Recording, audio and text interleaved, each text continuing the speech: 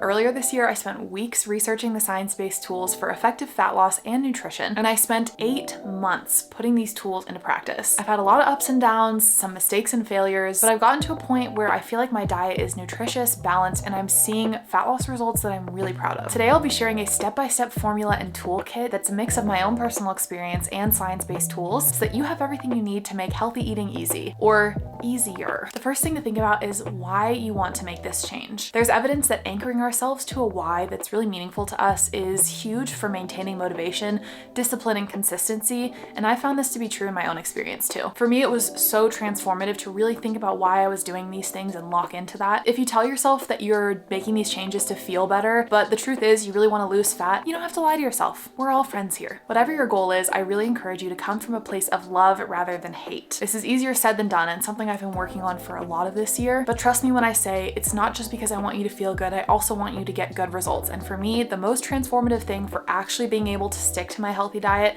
and get good results was actually coming from a place of love and caring for myself rather than hate and wanting to change myself. The next step is defining what healthy means to you. Healthy can mean so many different things to different people, and it is really personal, honestly. And also our definition of healthy can evolve over time, depending on our life circumstances and what's going on and what we learn. Here are some things that I use as guidelines for my diet, just based on all of the research that I've done. But like I said, this is personal. The first thing I try to do is prioritize protein. I go for 1.6 grams of protein per kilogram of body weight per day. This seems to be at the bottom of the optimal range of protein intake to build or maintain muscle, which is one of my goals during fat loss. Although consuming more protein than this doesn't seem to have any significant downsides, at some point eating additional protein does not offer significant benefit for muscle preservation or muscle building, so I like to stick to the bottom end of that range. Protein is amazing too because it helps us to feel full and satisfied compared to the other macronutrients. The next thing I like to prioritize is more fiber, which you can get from whole grains, fruits, vegetables, legumes, and nuts. Fiber helps us to feel fuller and is really essential for our gut health. Unfortunately, a lot of Americans are not getting enough fiber, and part of the reason is probably due to the fact that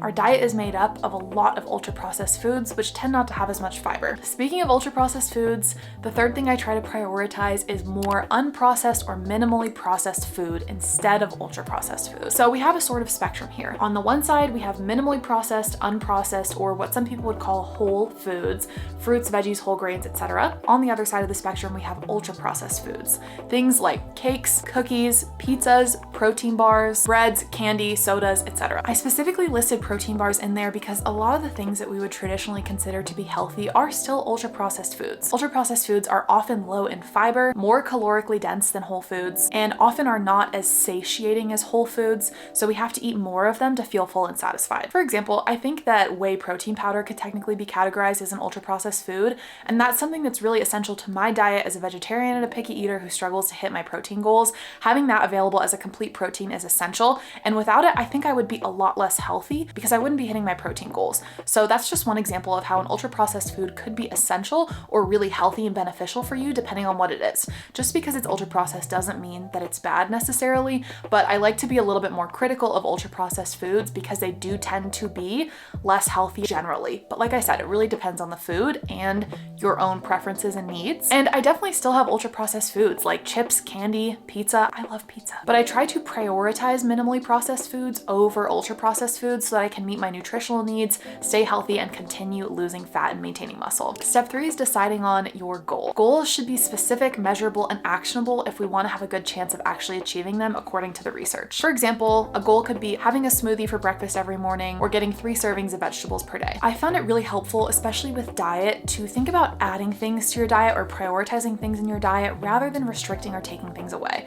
There's some evidence that when we try to restrict something or tell ourselves that something's off limits, it makes it so much more enticing to us. It's really hard for us to avoid thinking about or desiring that thing we've put off limits, and it can start a restriction and binge cycle, and I know I've experienced that before and it's really difficult. Instead, by adding things like fruits, veggies, whole grains, or fiber and prioritizing those things, we'll often feel fuller and won't have as much room for these other things that that maybe we're trying to avoid or have a little bit less of. And we can actually enjoy those things in moderation while still feeling full and satisfied. Now that we have goals, we need to translate them to an action plan. So for example, if the goal is 100 grams of protein, the action plan could be to have one 50-gram protein shake for breakfast and 50 grams of protein in every night's dinner. That way you're getting 100 grams across the day and hitting that goal. Essentially, it's the how we are going to get there each day. Next thing is setting up weekly menu planning. I like to set up reminders to do this every week, and I'll sit down with all of my saved recipes on TikTok and Instagram, get out all of my cookbooks, and just spend 15 or 20 minutes planning out my recipes for the week and creating my grocery list. This can include breakfast, lunch, dinner, snacks, and desserts. Now for me, I like to go for a brunch, and I usually keep it the same because it takes me a really long time to get bored of breakfast food. I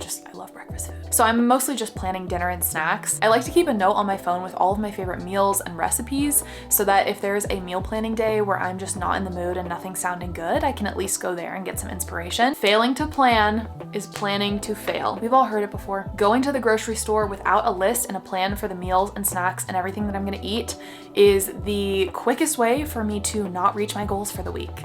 So just something to think about. I found the biggest key to eating healthy is so incredibly simple, and it's just to keep healthy foods in your house and keep foods that aren't aligned with your goals out of your house. The first step of that is picking the foods that align with your goals at the grocery store. I try to really lock in on my grocery trips, knowing that for the most part, that's one of the few times during the week that I'll actually need to be disciplined. And after that, it's kind of smooth sailing. I always tell myself I can go out and have whatever treat I want because I really do believe in balance and not restricting, both for the success of my healthy choices, but also for just like enjoying life too. But this is where my laziness actually works in my favor to help me achieve my goals, because for the most part, if I have healthy foods in the house, I'm too lazy to go out and buy something separate. So I will just eat the healthy foods that are in my house. On the other hand, when I have foods I'm trying to avoid in my house, I spend all day thinking about them and trying to resist them. And it's just such a waste of energy. It's been a game changer for me to also go grocery shopping full. So I will have a protein shake or something protein heavy beforehand. I like to go in the morning when I'm fresh,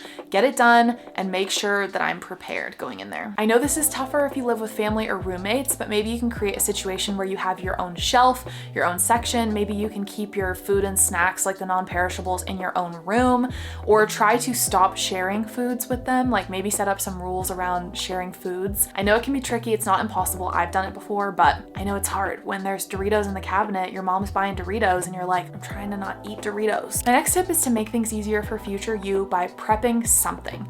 You can meal prep fully if you like that. You can food prep, which is where you take the individual components and prepare them and then mix them up into different meals. You can even just chop and clean your veggies. That's what I like to do. In my experience, prepping something makes it so much more likely I'll actually follow through on these foods that are aligned with my goals during the week instead of ordering takeout. Or one of my favorite things to do is to just eat random snack foods instead of having a meal.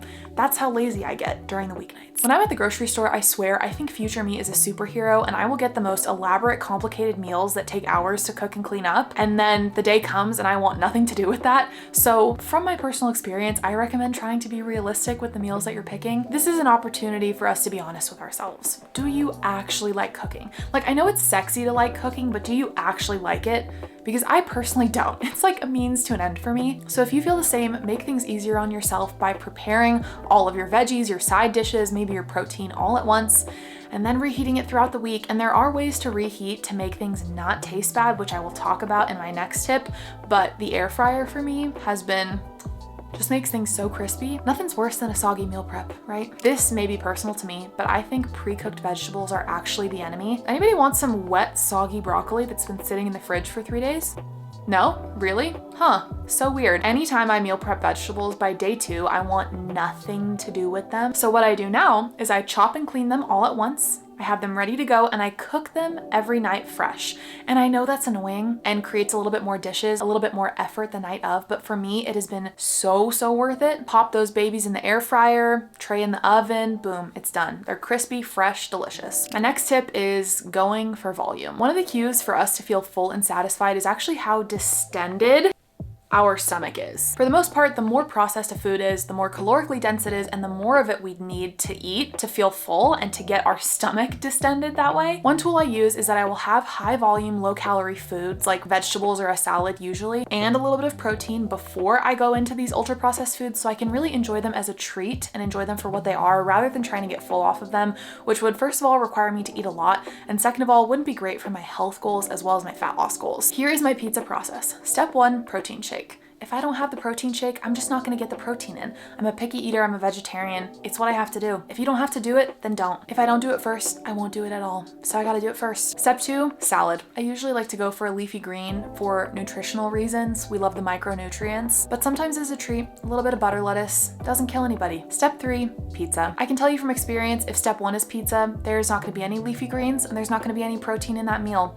I will eat 100% carbs. I will end the meal feeling hungry still. I love this method because I can keep the foods I really love, like pizza, in my diet, but I can still prioritize my goals by getting the protein and veggies in first. This may seem really obvious, but stay with me. We need to be seasoning liberally. I only share this because I made this mistake for so long and I see so many other people making this mistake. If you're like me and you're someone who doesn't naturally love the taste of most vegetables, the key to making food taste good is dips, sauces, condiments, and seasoning. A little bit of salt goes such a long way. I also love to roast or grill my protein or veggies, add a little bit of flavor. If I see a piece of boiled, unseasoned, wet broccoli on your plate, you are going straight to jail. No, I mean, it's fine if you like that, but I don't like that. We need to talk a little bit about stress and sleep. I know you may be rolling your eyes at this, but hear me out. When we're stressed or low on sleep, it can impact 2 of the hormones that have to do with how satiated and how hungry we feel. They're called ghrelin and leptin. So when we're stressed or low on sleep, we can feel hungrier and less satisfied. I can tell you that eating healthy and basically any other goal you have in your life will be so much easier if you're well rested.